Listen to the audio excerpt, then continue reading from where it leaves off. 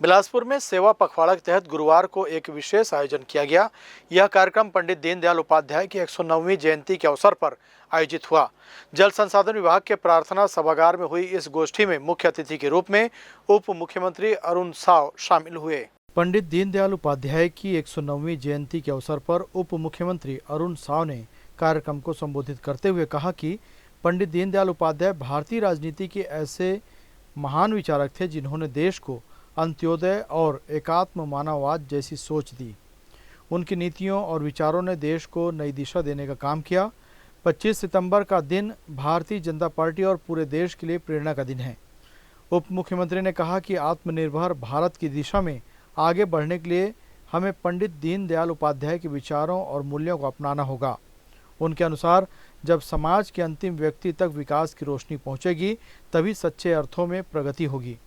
उन्होंने युवाओं से आह्वान किया कि वे पंडित दीनदयाल के जीवन से प्रेरणा लेकर राष्ट्र निर्माण में अपनी भूमिका निभाएं।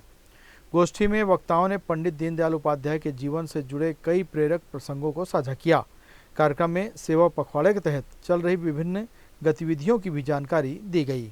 जनसंघ के संस्थापक, एक राजनेता, एक विचारक, एक चिंतक पंडित दीनदयाल उपाध्याय जी की आज 109वीं जयंती है।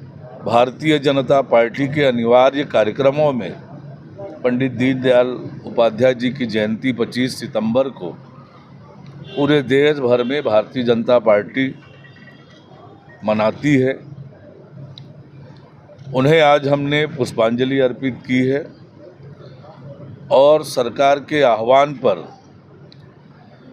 1 घंटा, 1 दिन, एक साथ श्रमदान हमने किया है, स्वच्छता किया है